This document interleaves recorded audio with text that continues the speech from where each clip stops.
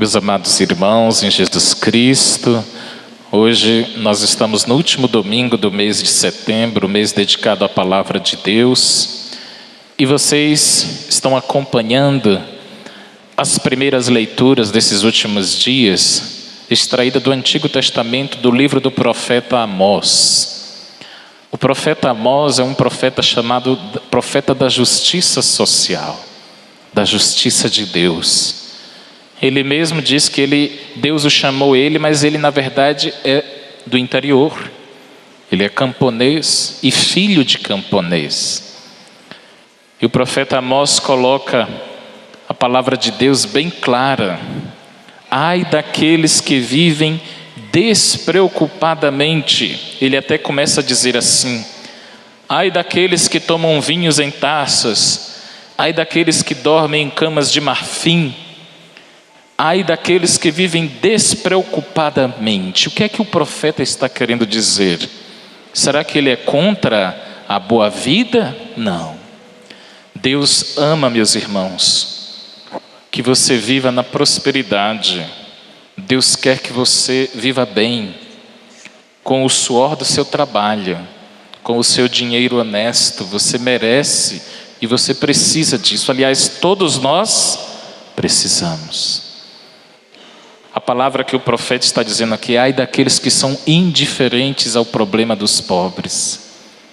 Ai daqueles que vivem despreocupadamente com os problemas dos outros. É uma advertência ao pecado da indiferença. Mais grave do que o pecado do ódio é o pecado da indiferença. O ódio tem conversão.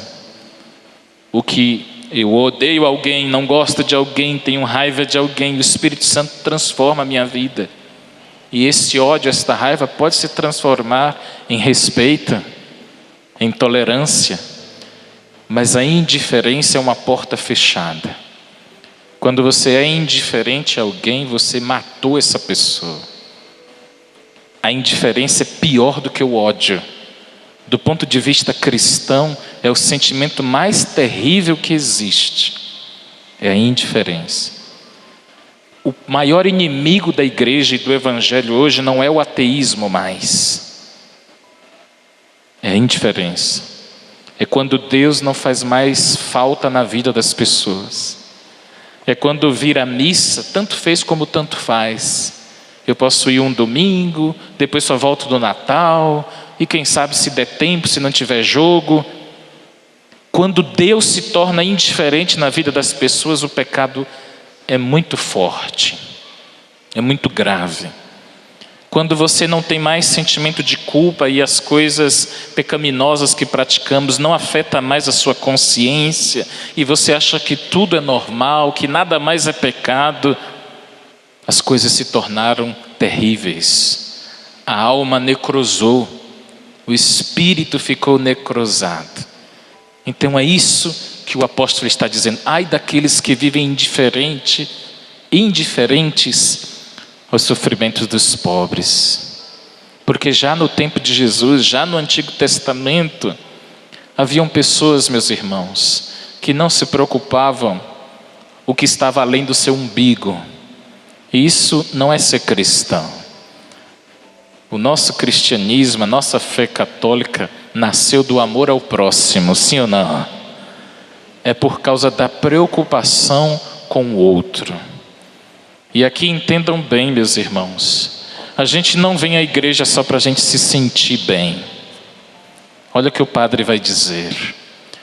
A igreja não é só para eu me sentir bem, como se eu fosse num consultório de terapia. A igreja é o lugar onde eu desperto a minha consciência para o amor a Deus e ao próximo. Não é um centro de terapia, com todo carinho e respeito aos terapeutas. Aqui é um lugar de quebra de consciências. Aqui é um lugar de conversão, de mudança de rumo de vida.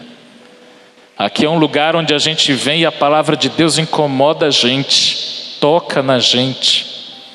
E a gente sai daqui se preocupando como ajudar mais o meu semelhante. Como ajudar esse mundo a melhorar mais? E se o mundo estiver grande, como ajudar a minha cidade a melhorar mais? É para que você venha à missa e saia daqui certo de que você tem seus problemas, suas dificuldades, mas o mundo não se resume a você. Por isso que o evangelho de hoje, Jesus conta a parábola do rico e do pobre. Mas olha como Jesus descreve o pobre. Ele diz que o rico se vestia com roupas finas e elegantes e o pobre estava na porta do rico. Vocês sabem por que em nenhum outro lugar do mundo a pobreza e a riqueza são tão extremas como no nosso país, como no nosso Brasil? Isso é até uma das explicações por tanta violência, sabia, meus irmãos? É porque existem ricos muito ricos e existem pobres miseráveis, abaixo da linha da pobreza, e moram juntinhos, pertos um do outro. É a criança que cresce sem nada e a outra que cresce com tudo, e elas não têm culpa disso. É um sistema, é um complexo de coisas. Então Jesus coloca o pobre às portas desse rico, de roupas finas e elegantes. Mas eu repito, o que levou este homem para o inferno não foi o fato de ser rico. Ponham isso na cabeça de vocês. Não é a riqueza nem a pobreza que me leva para o céu ou para o inferno. O que me leva para o céu é a minha humildade, que independe se eu tenho dinheiro no banco ou não. E o que me leva para o inferno não é se eu sou rico ou se eu sou pobre, é se eu sou orgulhoso, se eu sou soberbo, se eu sou indiferente. Sendo assim, podem existir pessoas de posses, ricas e muito humildes, sim ou não? Assim como podem haver pessoas pobres e extremamente orgulhosas, extremamente vaidosas. Então o que me leva para o céu não é o que eu tenho no banco, são as minhas virtudes, a minha humildade ou o meu orgulho, a minha soberba. Por isso que Jesus sabiamente, ele diz que o pobre queria matar a fome com o que sobrava e o que caía da mesa do rico. E para aumentar a sua dor, ele estava no mesmo nível dos cachorros. Os cachorros vinham lamber suas feridas. Olha a cena que Jesus desenha para explicar o que é miséria. E que ele não quer nenhum de seus filhos assim. Ele não quer que nenhum de seus filhos vivam das sobras dos ricos.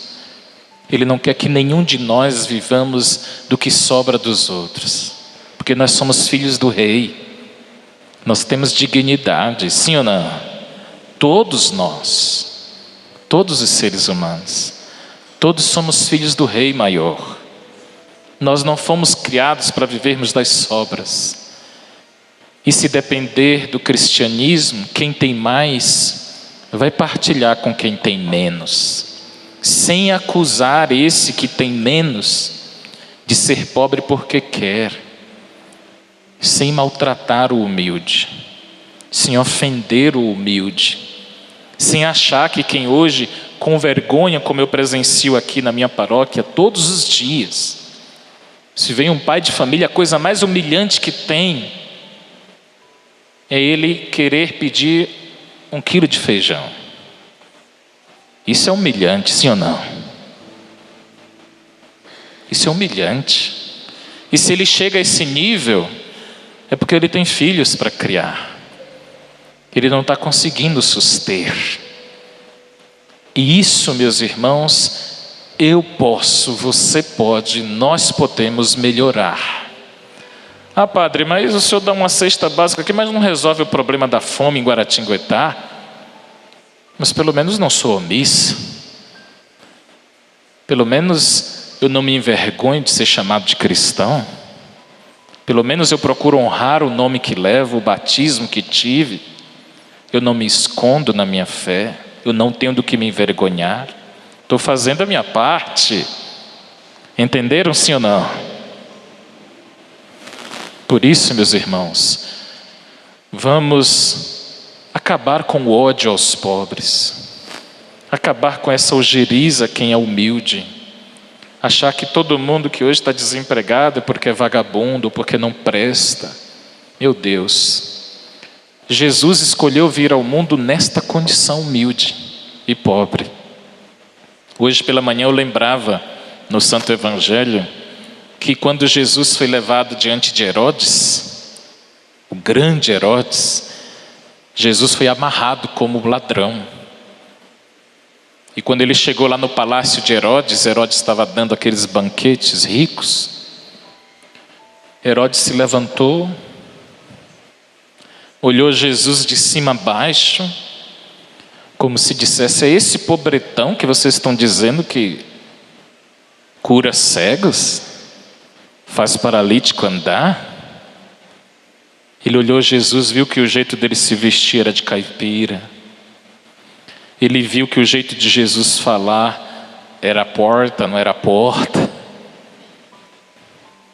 Ele viu que Jesus era um homem da roça. Ele diz: então eu não acredito nisso. Ele, e nós temos muito de Herodes, a gente olha a aparência, Deus vê Herodes viu a aparência de Jesus. Ele não tinha hombridade nem capacidade de ver o coração daquele homem de Nazaré. Ele julgava pelo jeito de falar, se o português era correto, se tinha roupas elegantes. Ele era incapaz de ver o caráter. Ele era incapaz de julgar as pessoas pelo que elas praticavam. E eu implorava aos pais hoje na missa com as crianças: não deixem seus filhos crescerem assim. Não ensinem as crianças a crescerem julgando as pessoas pelo jeito de falar, pelo jeito de se vestir, porque senão o nosso mundo só tende a piorar, sim ou não? Não vai melhorar. Porque eu acredito muito que uma das crianças de hoje será o presidente de amanhã. Uma das crianças de hoje será o prefeito da grande São Paulo de amanhã. E elas precisam crescer aprendendo que o valor de uma pessoa está no fato dela ser imagem e semelhança do mesmo pai que eu, e não da sua condição econômica. E não nos enganemos, meus irmãos. Esse evangelho de hoje, essa história de Jesus, diz que o orgulhoso, não o rico, o orgulhoso sofria muito. E ele pediu ao pai Abraão: pai Abraão, manda que alguém dos mortos vá lá avisar a minha família para que eles não cometam o mesmo erro que eu. Eu tenho outros 5 irmãos. E Abraão disse: não, ninguém dos mortos vem para cá. Ninguém dos mortos vem para cá. E qual é a solução? Diz Abraão: eles têm os profetas, que os ouçam. Está vendo, meus irmãos? Quem são os profetas de hoje que a gente tem que ouvir? A igreja, a palavra de Deus. Como diz o hino antigo: se o homem deseja viver feliz, não deixe de ouvir o que a igreja diz. E a igreja é o evangelho. E esse evangelho está me dizendo que não há ninguém tão pobre que não possa ajudar o outro. Não há ninguém aqui entre nós que seja tão pobre que não tenha algo para oferecer ao outro, nem que seja um pouco da sua atenção. Não é das suas migalhas, é do seu tempo, da sua atenção, do seu preciosíssimo tempo. E não há ninguém tão pobre que não tenha algo a oferecer ao outro. E aqui nós vamos encurtando as distâncias. É assim que nós vamos construindo um mundo novo. E você precisa acreditar nisso. Não espere de cima para baixo, tem que começar da gente. E não adianta pôr culpa nos políticos. Não adianta pôr culpa no Estado. Nós precisamos ser os fazedores de um mundo melhor, sim ou não? Chega da gente reproduzir um discurso de que quem tem culpa são eles. Precisamos amar o que é público. Precisamos gostar do que é comum a todos. Olha aqui a igreja. A igreja é um cenário que é semelhante à Assembleia dos Céus, onde vocês estão sentados juntos, independente da cor, independente da raça, independente da condição econômica, sim ou não? Todo mundo junto, todos juntos. E nós sabemos que um dia em que nosso Senhor voltar, Ele nos chamará, não pelo que possuímos no nosso bolso, mas pelo que possuímos no nosso coração. E para concluir, eu vejo que nós estamos no caminho certo.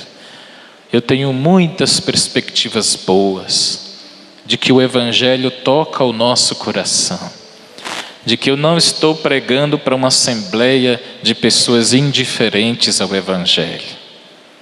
Aqui vocês não são indiferentes à dor do próximo.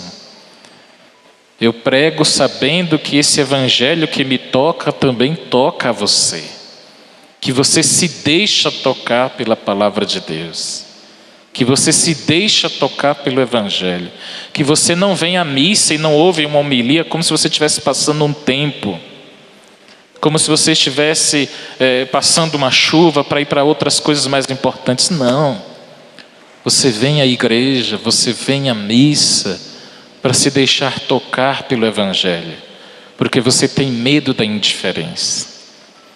Repita depois de mim: Senhor Jesus, dai-me a graça de me livrar do mal da indiferença. Amém. Creio. Queridos, você que acabou de assistir esse vídeo, muito obrigado. Eu te convido a acompanhar este canal pelo YouTube e também no Facebook Padre Aloísio Mota. Juntos vamos evangelizar.